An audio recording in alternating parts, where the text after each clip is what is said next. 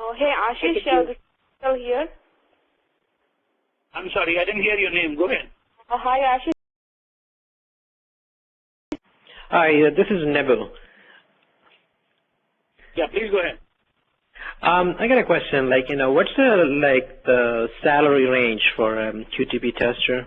And also, when I look for these careers, I saw at least minimum 5 years experience that everybody's looking for.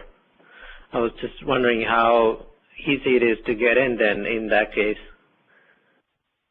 Well, what happens is they are expecting you to look at every job that is placed has an expected time that you must be in the industry and also has a skill set that you must have to apply for that job. So as far as the skill set is concerned, yes, I will be able to address the questions and concerns regarding the skill set. And as far as the experience is concerned, the training that you will have covers case studies that will give you the experience that you need to match up that relevant time frame of experience. So to cut the long story short, if they're talking about 2-3 years of experience or 5 years of experience and they're looking at an engineer to be able to execute X, Y, and Z, all that X, Y, Z that is expected will be available for you in the training program. The next question that you had was regarding the salary. Now, as far as the salary range is concerned, I can walk you through the various, should I say, levels of the quality assurance. So let me just print this chart here for you. Okay.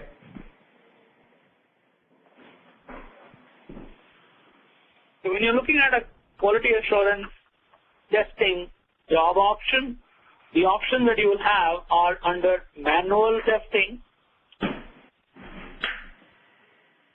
and under automation. Now what we are covering here is basically functional testing first. In functional testing, under manual testing, you could be joining the team as a QA analyst.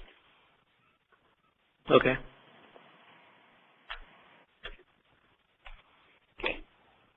The first thing that you need to be aware of, you are joining in as a tester. Then you can become a QA analyst, and I'll walk you through what are the various roles and responsibilities that you're looking at. Then you're looking at a senior QA analyst.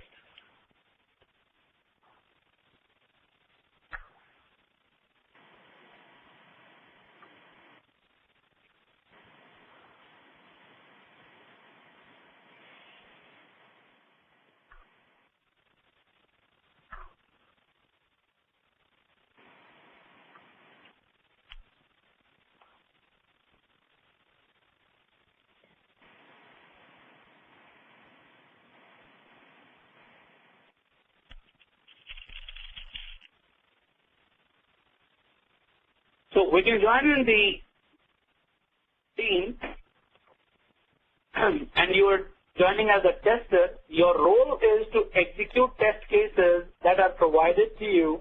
You will be given a test script. In that test script, you will be expected to perform some activities, and based on those activities, you will be recording some results, and you will be declaring the success or the failure of your testing script. So that's the role of a tester in a testing team. Tester is normally with 0 to 2 or 3 years of experience. Okay. Now, as you become experienced tester, you also understand what is required to look at the application, look at your requirements, and based on these two, you will be able to analyze the application and write test cases. So a QA analyst is a level higher than what you have as a tester, and your analyst position is to create test cases. So what you will do is you will analyze your requirements, and based on the requirements that you review, and the application that is provided to you, you will be able to write test cases that will be executed by the tester. This is typically for a user or a test engineer with 2 to 4 years of experience.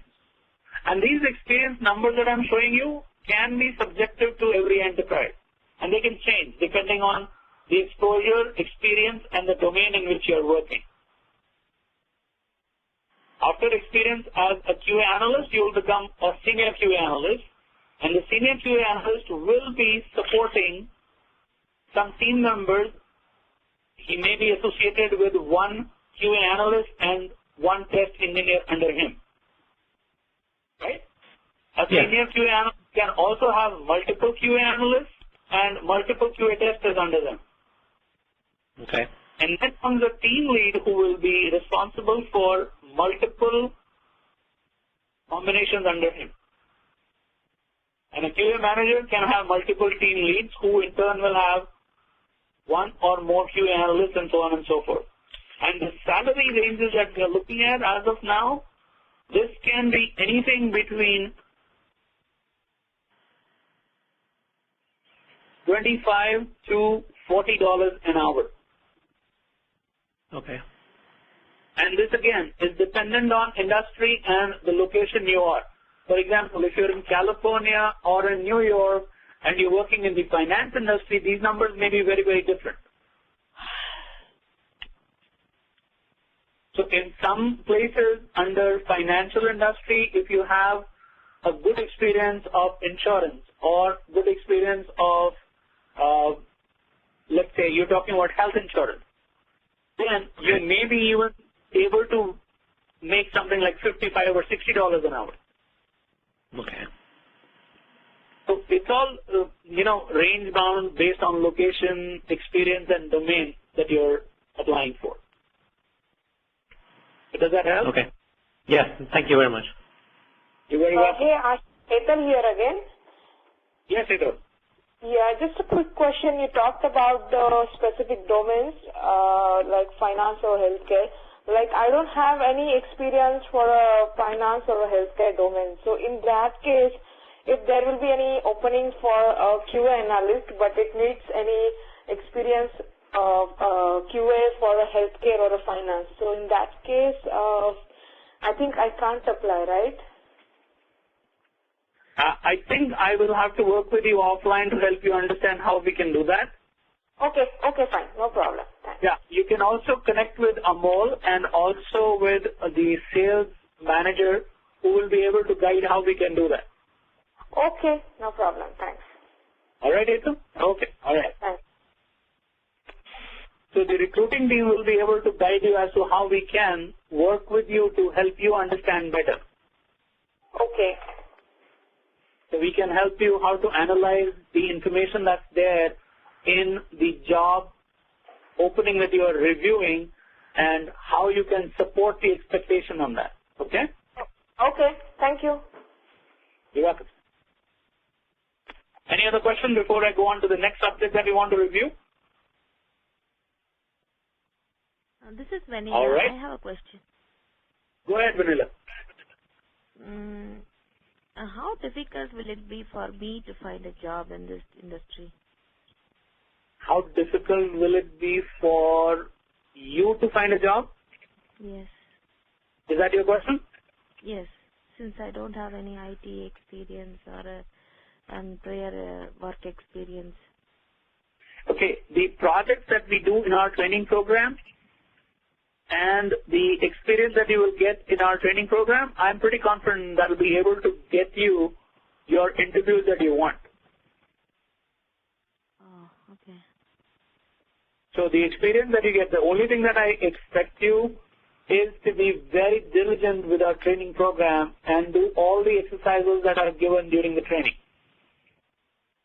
If you're able to complete those exercises successfully, I think you will be in a good position to present yourself or pitch yourself as a test engineer with good knowledge of the subject matter.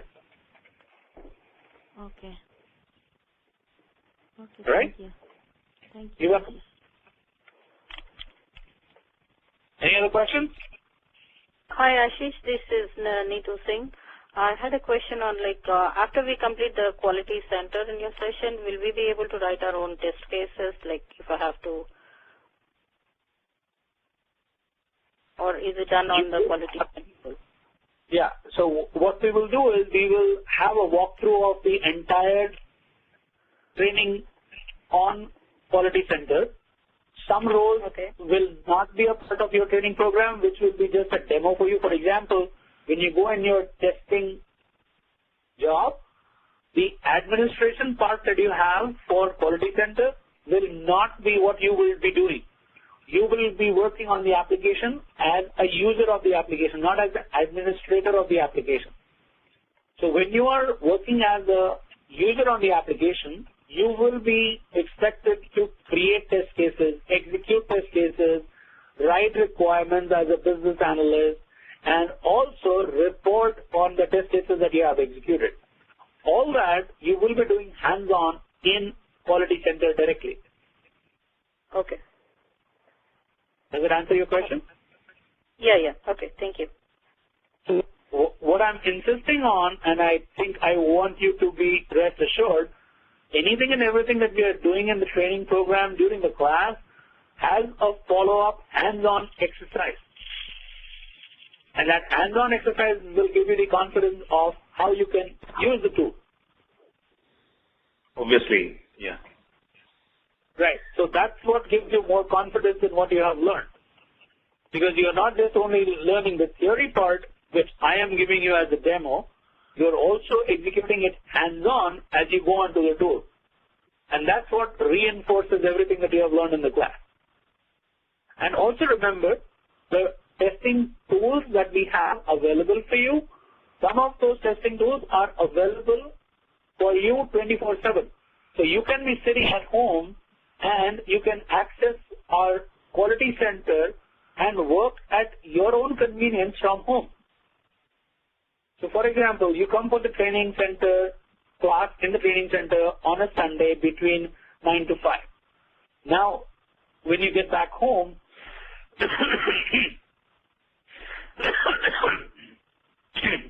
sorry about that. So you go back home, you review the training that we have done during the Sunday on, let's say, Monday or Tuesday, and now you want to exercise Sunday. For Quality Center, you can go onto a web browser and you can exercise exactly what you saw. So you'll be able to access our Quality Center application through the web, and you can do the entire exercise over again. And when I give you that exercise, you will be the owner and administrator of what you want to do so that you can do it again and again. You can create it, edit it, delete it, and do it all over again. So it's entirely up to you as to how best you want to utilize the available facility that we have in our training. Also remember, you will also have access to virtual machines. So from any time during the day, 24/7, you can get onto the network access that we provide to you, and you can log into the remote desktop machine, and you can use those machines for as much as you want. The only thing that we encourage is that you book a time slot of not more than 2 hours so that the other team members also can access the system and work. So, Neetu, does that help? Yes, Ashish. Yeah. Okay. So the idea here is that we are not only just giving you a training and throwing you out in the dark, we are also giving you open access to our systems where you can go and practice our content till you get the concept the way you think you're comfortable. So once you reach that level of comfort, then you will be able to address what you need to do through the training and meet your targets that you want for your career goals. All right? Yes, thank you. You're very welcome. So this training syllabus that you have is actually listed down for 8 days, and I don't need to go with each of those days here with you. The broad outline is we have 2 sessions in every day, one session in the morning session, one session in the afternoon session, and we have a mid-morning and mid-afternoon break as well. We also have a lunch hour. So our complete day at the training is very carefully planned. And also remember, every day that we deliver the training, the following day, the training that we have is linked. So any exercise that you have done on day one will be linked to what you are going to do on day two. So I would encourage you to participate and complete the training and the exercises before you come back in the next session. Because what we do is each class that we have is a building block for the next class. And everything is interwoven. So if you have fallen behind, I would encourage you to catch up and complete everything before you come for the next class. And also remember, what you do in your second class is also available for you as a recorded session. So you can review that all over again. So I would encourage you to participate actively, engage actively, and if you have questions, try to get them resolved before you go on to the next concept that we need to worry about. Does that make sense? Yes. All right. So without spending more time on the details of the syllabus, I would like to highlight that in this syllabus, we also have an important homework, which is on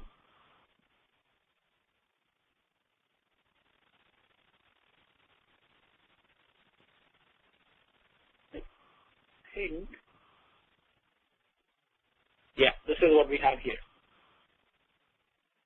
There are two important case studies that we need to cover. And these two case studies will give you actual experience that you would have for working on a project. Now, what I would normally do is within the training team, we will create groups, and you will be a part of the group. That group will be responsible for creating the entire project study. One study would be dedicated to functional testing through QTP. So that's your automation tool that you will be using. The other testing study that we have is on load runner, where we will do a complete life cycle of a testing project. Now, this is your hands-on experience that you have for all concepts that we have learned during the training. So you are not only just learning, you are also doing hands-on, and you are also doing a case study. Now, this case study is like a real project that you would have when you go into an enterprise and start working. So you will look at how you will review the application. How will you create your test cases? What type of test cases need to be executed? How will you automate those test cases? How will the results of those automation test cases be presented?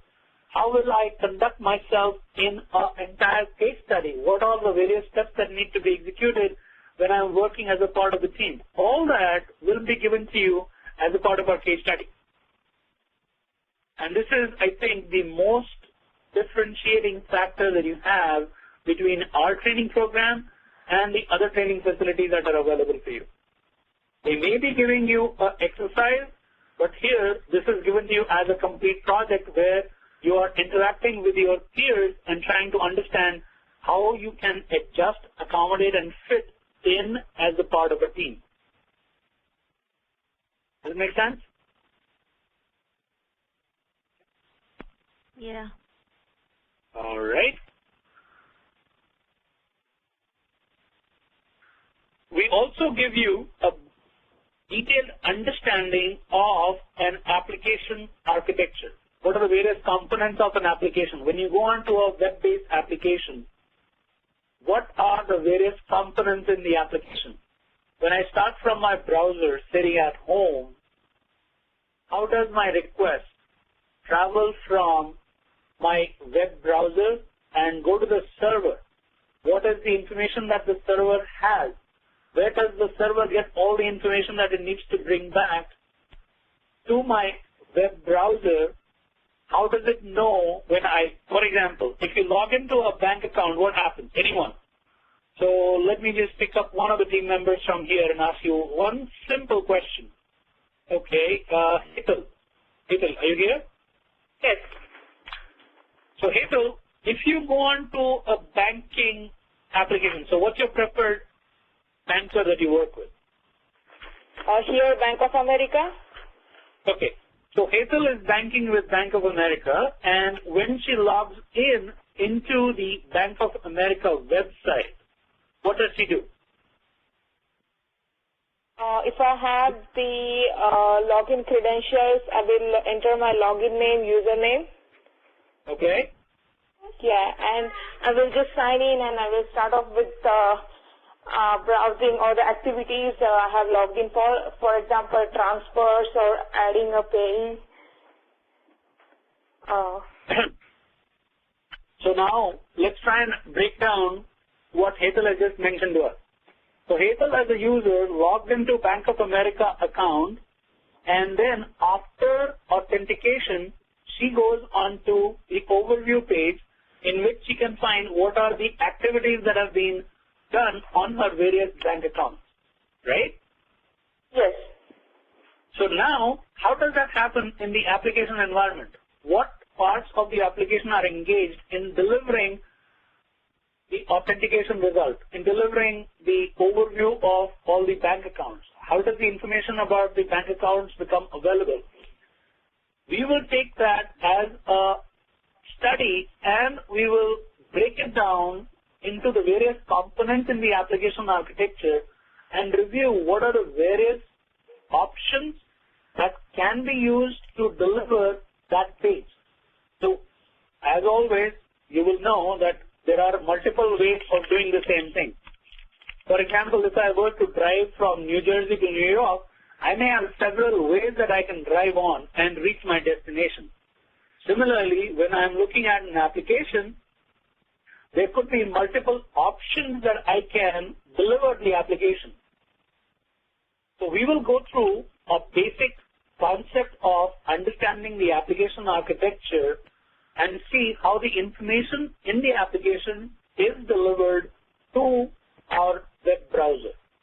Based on this understanding, we will expand further and understand how we can test the application. What are the various options that are available for me on the various tiers of the application that is used to build a solution. So all that will also be a part of our training.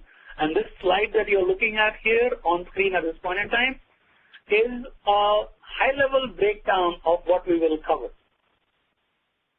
Any question on this before I go on to the next concept that I would like you to get some understanding?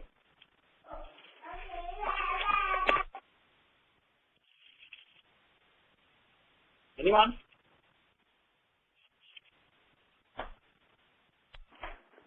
Ashish, Neetu here. Yes, Neetu. Hi. So this page that you showed us is just for our understanding, right? Absolutely. So this is, yeah, go ahead. Sorry about that. No, I was just saying, what are the various platforms used, the application service? It's just for our basic understanding, right? Absolutely correct. So let me give you a brief background as to why this is kind of relevant for us. Because what we see on the screen as of now, I know it is relevant, but how does it fit into your learning? That's what we want to understand, right? Right. So for example, if you go into a environment where you are, for example, let's say you go into Citibank as a test engineer. Right. In Citibank, you are being asked to advise what should be done for this application that is being developed. So if you are in a situation like this, and you have this image that we see on the screen in the backdrop of your mind, looking at the platforms, you are going to think in your mind that I remember that there are multiple platforms on which the application can be accessed, right? Right. So keeping that in mind, you will start asking questions to your development team and confirm with them that am I supporting my application that you are building now on different type of platforms? Am I working with Android? Am I working with iPhone? Am I working with laptops? Am I working with Mac machines? So these are the questions that automatically will start in your mind when you are being asked to give your opinion on how testing should be happening. Okay. So, for example, in today's world, when we look at an application which is to be built and delivered to the marketplace, for example, let's take Google. Google is coming out with, let's say, a platform for social media, and they want to extend the Google Plus platform. So now, can some of you think how Google Plus is accessed and share with us? Or let's take about Google Plus and or Facebook as well. So where all do you think you can access Facebook from? IE? Chrome? Okay, you can use Internet Explorer, right? So Internet Explorer is my browser, right? Right. But this browser has to be on some hardware, right? Oh, okay. A laptop, computer, that's what you're asking. Okay, absolutely. So now when you're talking about a laptop could be with Microsoft operating system, Mac operating system, or even Android operating system or Linux operating system, right? Right. So these are the choices that are available for us in the marketplace. So if I were to look at an upgrade to Facebook, I have thought of these options that are used to access the application. Now these are not the only options. There is the world of handheld devices, right? Yeah. And that too is growing very fast and is becoming very diverse. So you have tablet PCs, which is another whole world now, right? Yeah. Then you also have handheld phones, which is again another world. Then on the handheld phones, you can be accessing through wireless internet, or you may be accessing through your service provider. That's another variant that you have, right? Right. So keeping all this image that you have, this slide deck that you're looking at, this gives you feedback on what are the possibilities against which an application should be tested. Okay. So now that we just thought about Internet Explorer, we went back into the various options of the operating system and various options of the hardware that we can use. When you go into your testing job and you discuss these questions as questions that you need addressed before you can come and define a strategy of how you want to test the application, this automatically gives you acceptance in the team and recognizes that you are a valuable resource for the testing effort. Right. Does it make sense? Yeah. So it's kind of important to understand, not just to understand, but to know this too, right? I mean, I'm completely new to IT, so in my mind, I have to remember what are the applications. I have to remember what are the application servers, the different.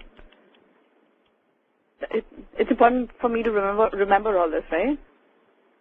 It will be beneficial for you to remember all this because you will be able to address questions and concerns intelligently. Right, right, yeah. And this is just one image that you have that you can, ingrain into your mind, and based on this components that are listed here, you can explore and exploit the combination that can be available. Okay. And there is an extended homework on this slide deck which will actually bring you up to speed with a lot of information in the infrastructure that is used to build an application. Okay. Yeah. So the idea here is the gap that you have in your experience, we substantiate that gap with knowledge. Right, right. So with that knowledge, even if you're deficient in terms of experience, you're still knowledgeable about how to communicate, how to address concerns, how to conduct yourself in a conversation so that you are not sounding so-called hollow in your conversation. Okay. Does it make sense? Yeah, that makes sense, yeah. Thanks, Ashish. So that there is our expertise, that the diversity that we provide you during your training will help you build that knowledge foundation with which you'll be able to intelligently interact. Right. And which is why, if I may brag, you will be participating with us in our 74th batch. Right. So you're not working with a training facility that is a fly-by-night operator, right? Yeah. And I think lots of you are actually here with references that have been given to you from your friends, your husband, or friend's friend. Yes. Who have either participated with us or seen our training quality and recommended you to come here. Right? Yeah. Okay. So this is one of the important areas that we will be doing a lot of extended coverage. Now, the next slide that I'm showing you is basically covering the software development lifecycle in a very, very broad outline. So this gives you how a software is from concept to completion. What happens in the various stages of a software development lifecycle? When you are looking at a software to be developed for an expectation that the customer has from you, how will you proceed? What are the various steps? What will be my various milestones that need to be met? What is my strategy to follow? How will my testing fit in the software development lifecycle? What is to be done at each stage during my testing cycle? All that will be a part of our training program where we will cover these in detail. So anyone who does not have any IT background will get to understand the complete world of software development lifecycle. Under this, you will also know the software development methodologies that are used to build software. You will also look at the testing lifecycle. In the testing lifecycle, you will be able to see how can I get started with my testing? What are the various types of testing that I need to execute? How will I staff all my team members that I need for my testing effort? When will my testing effort start? When can my testing effort end? What will be my end goal? All that will be a part of this training curriculum. Okay. Does it make sense? Yeah.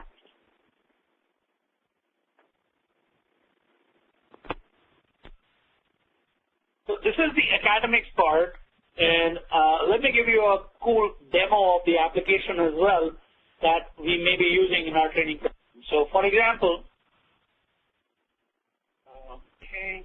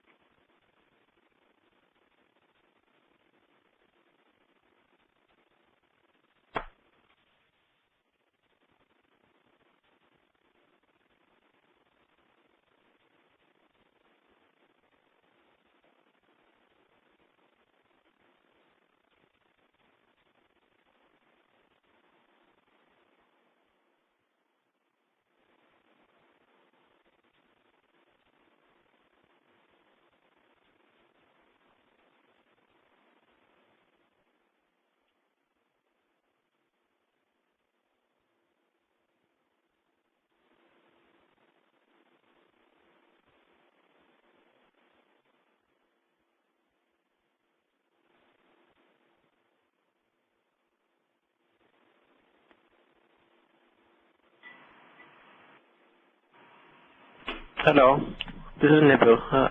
There's no audio. There's no audio? Are you able to hear me? Oh, okay, now I can hear you. Okay, all right.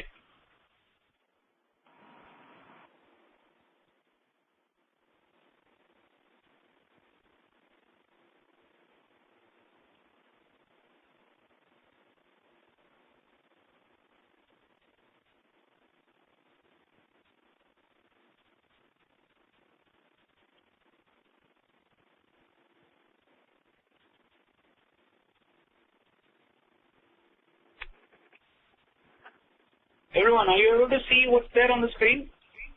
Yeah. All right, so let's do a little exercise here. This screen that you're looking at here, what all do you see on the screen? Agent name. Login screen. So this is my login screen, okay? Anything else?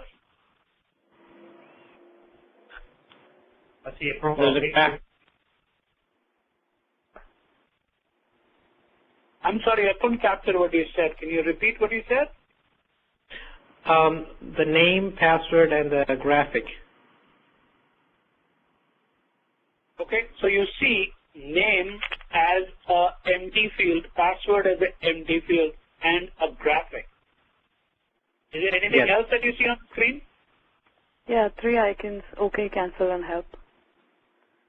Okay, so you see 3 buttons, OK, cancel, and help. Is there any difference in OK, cancel, and help other than the labels that exist on them?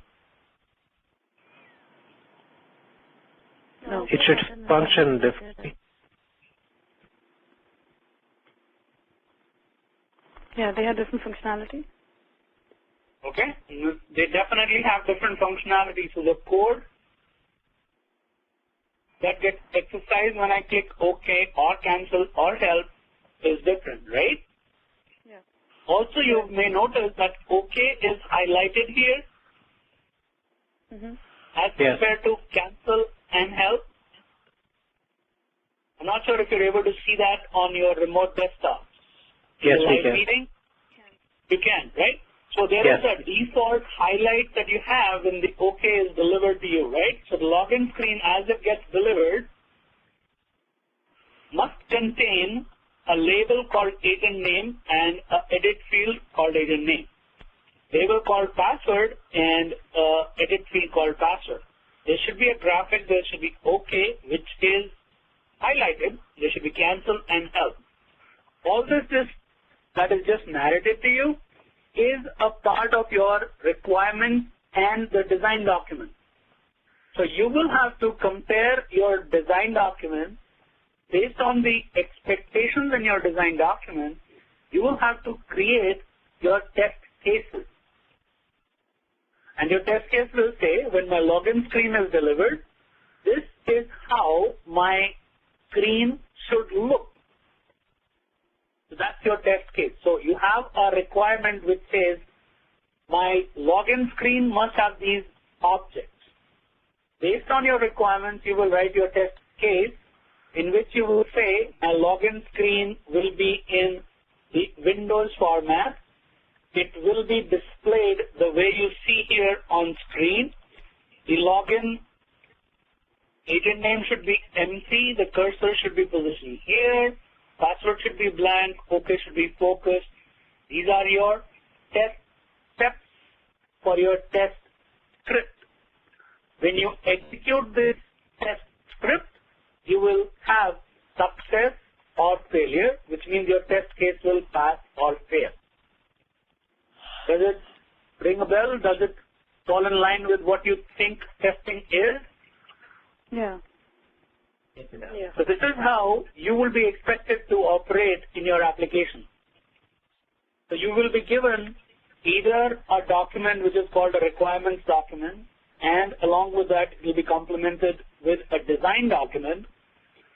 And based on these two documents, you will also have another document called functional requirement specifications, called FRS. So based on that, you'll be able to see what you are expected to do in your application testing.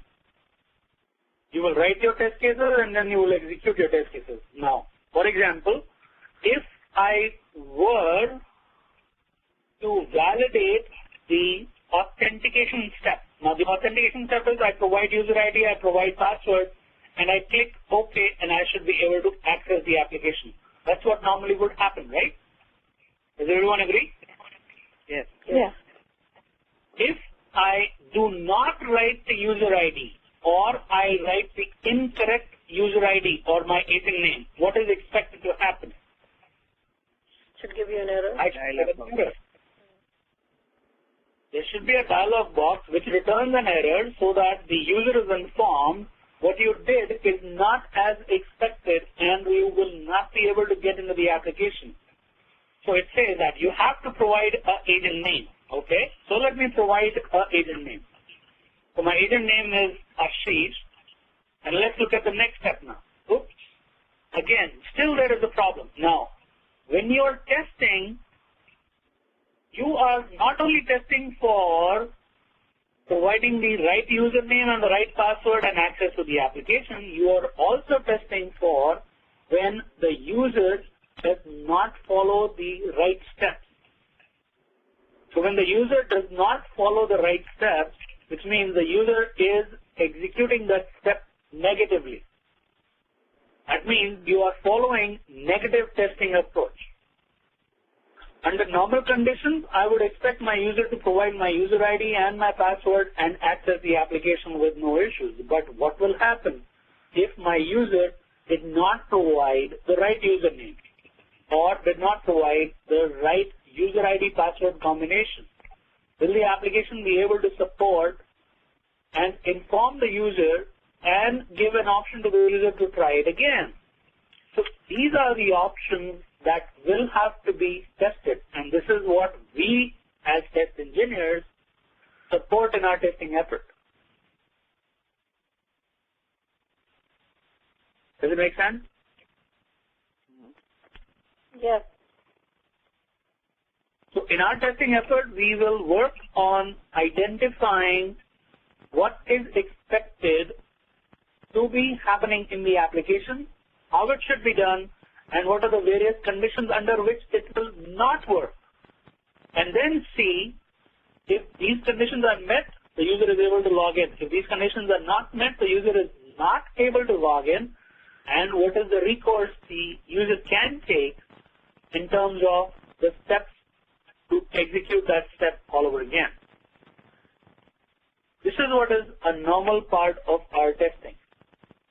For example, if I am able to access the application by providing the right user ID and the right password, what is the application expected to do? It should be displaying a login screen. It should give me a welcome message, and after the welcome message is delivered to me, I should be able to see my application. When the application is delivered to me, then I should be able to make use of my application to, let's say, this application is to book a flight. So I pick up a choice of traveling from Denver to Frankfurt. I select the choices that are available for me, and I book a ticket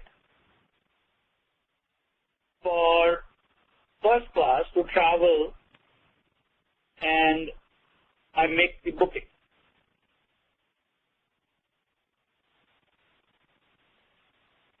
Now, when you made this booking, can a user edit this booking? Can I make an option to change anything that I have here? For example, I want, instead of one user who's traveling, I would like to make this information for 3 users.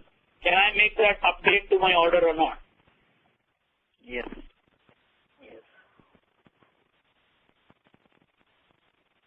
So what we are doing with the application, will the application be able to support a change? Will the application be able to support a delete? Will the application be able to support a new booking? All this is a part of our testing. And to keep this testing repeatable, we put structure in our testing. That's where testing methodology comes into play.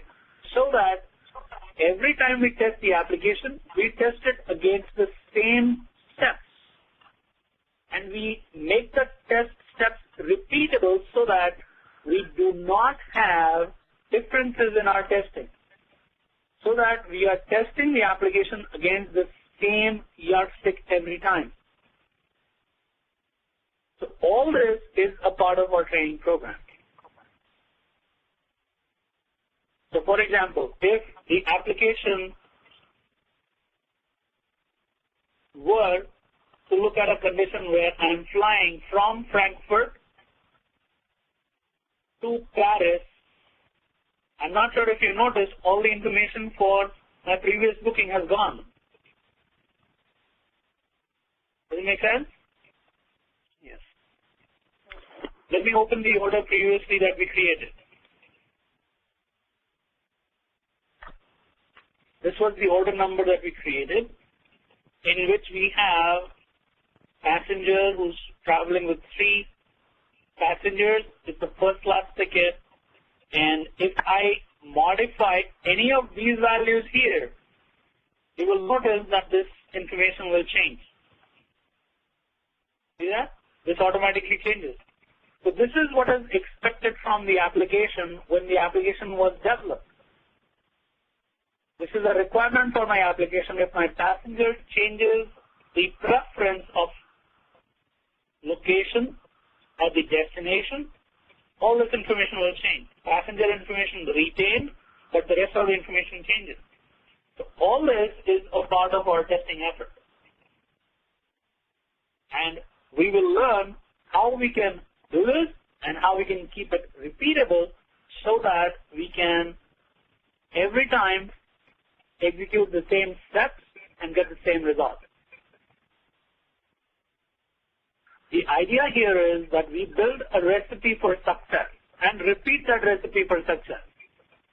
Now, to give you an example of creating a recipe and repeating the recipe for success, let me give you an example of a brick and mortar world. I'm sure everyone has, at some point in time, been to McDonald's. If you go to McDonald's and you order for fries, the fries from McDonald's anywhere in the continental U.S., from California to New York, tastes the same. Does everyone agree with me? Yes. So what's the reason for that? Because they have the same recipe for the ingredients that are needed to create the fries. They have the same process which they have mastered, and they've made it repeatable across any center where they serve food.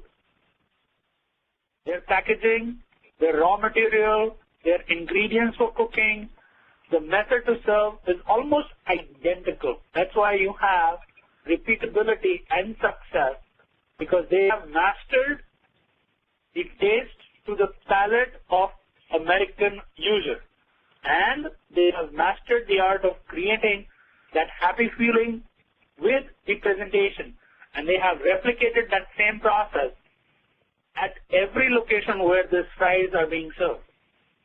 So we also, as test engineers, would like to create a process, make that process repeatable for every time we need to test, so that we are testing the application against the same yardsticks.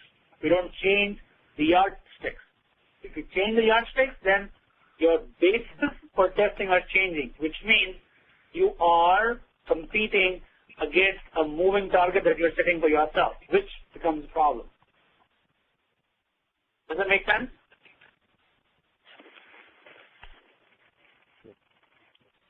Yeah, so with that, I think I have given you a brief background about what we will be doing in our training program. I've not given you any demo on the automation tools because I don't want to overwhelm you at this point in time. But if you're interested, I can, walk you through of how automation tools can work. Now, I'm open for questions. If you have any questions, I'm here for you to address any concern questions that you have on the training, the trainer, and the training facility. Please go ahead.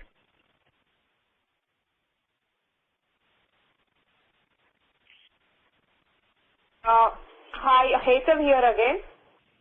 Yep. Yeah, this training is for 8 weeks, right? 8 Sundays, right? Right. Yeah, so it's including the today's day, or this is just an orientation, so we are not considering today's day in those 8 Sundays? This is not a part of your 8 sessions. This is just a demo session. Okay, thank you. So you will still have 8 sessions that will be delivered to you every Sunday, and it will be starting 21st. The 21st will be your first session, 28th will be second, and so on and so forth. Oh, okay. Ashish, Neetu here. Yes, please go ahead. What about Memorial Day weekend? That's the 26th of May.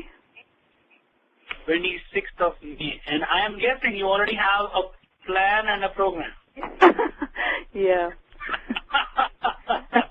Normally it so happens that when you have a long weekend, the consent of the participating team, we will defer the class for that session. So for example, on 26th of May, when there is Memorial Day, we will not have a class. So the class that was scheduled for 26th will fall on the next Sunday. Okay, yeah. But you will still have 8 sessions, but those 8 sessions will get carried over. Instead of 8 weekends, they'll become 9 weekends. Okay. Jose Barreto has joined the conference. Okay. Welcome, Jose. What can I do for you? Yeah, I have a quick question. I went ahead and I sent it to you on the chat. Did you receive it? I did not see that. I apologize. Okay, I see it here now.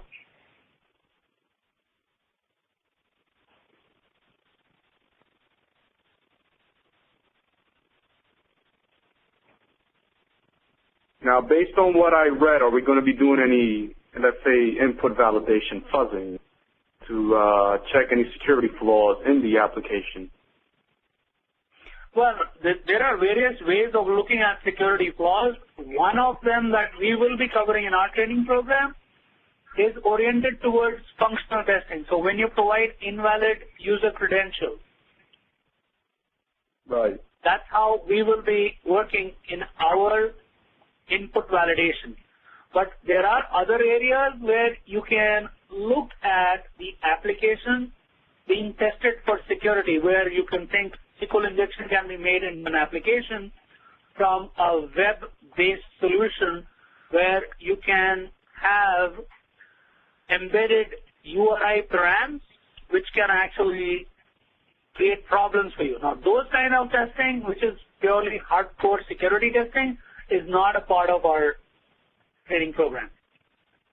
Now, when I finish this course, let's say, will you be able to route me towards the right direction to have more security emphasis type training for QA?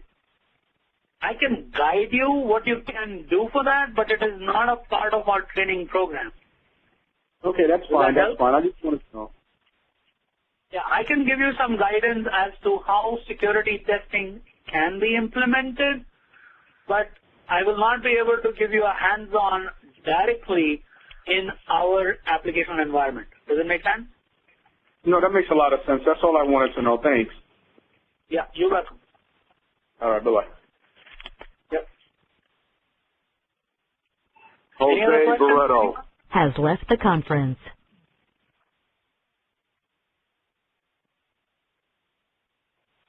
Any other questions? Ladies, gentlemen? No, nothing. So, with that being said, I think we can conclude today's session and look forward to meeting you on Sunday. So, who all are coming to the training center on the following Sunday? Hi, Hetal here. I will be coming. Okay, all right. I'll be there to welcome you, lady. Anyone else?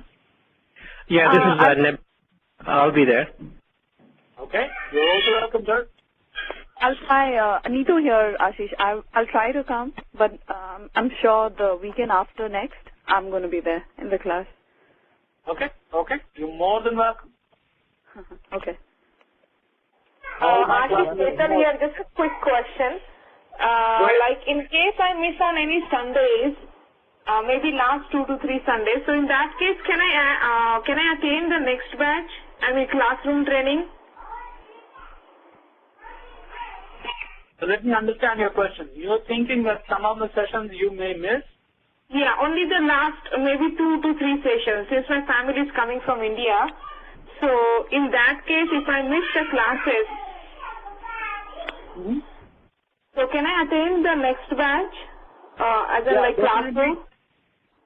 You can attend the next batch, but you have to seek permission from Amol to participate in the next batch. I don't see any reason that you cannot, but you need to make some arrangement with Amol so that it is cleared with him, and he can also provide you support for machine that you may need or any other information that you want to understand for that next batch. Okay? Okay. Thank you. You're welcome. Any homework, Amol? I mean, Ashish? To here. Well, today, no, there is no homework because this is just a demo that we are working on, but next week onwards, yes, there will be homework. Okay. I'm trying to load the DVD, the training DVD that you sent us. Okay. Some of it doesn't make sense to me right now. Some of that does not make sense. I'm happy that some at least make sense to you. That is encouraging. Okay. Yeah, I'll still have a look. Okay, all right. So Jose is asking a question, how do I get the live session recording? I am answering it to him and also would like all of you to be aware. It will be delivered to your mailbox by Amol's email.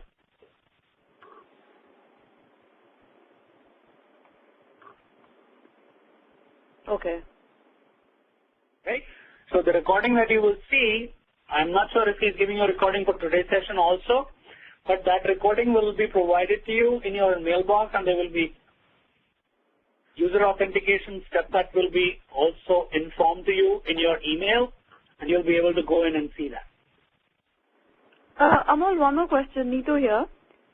Yeah. The Yahoo group invitation, was that for this one? Microsoft Office? Oh, okay. It's not another chat box. No. The Yahoo group invite that you have received from Amol, I would encourage you to engage and participate with that right away, because all the communication that Amol will be sending out will be sent out to the Yahoo group. Okay. Yeah, so as soon as you have finalized this, that you are participating, then you can just go ahead and sign up in that. All right? Okay. All right. So with that, I think we can close the session for today, and I will be looking forward to meet some of you in class and online on next Sunday. All right? Yeah. Thanks, Ashish. Thanks, Ashish. Thank you very much. Thanks a lot. Take care. Take care. Thank Bye. you.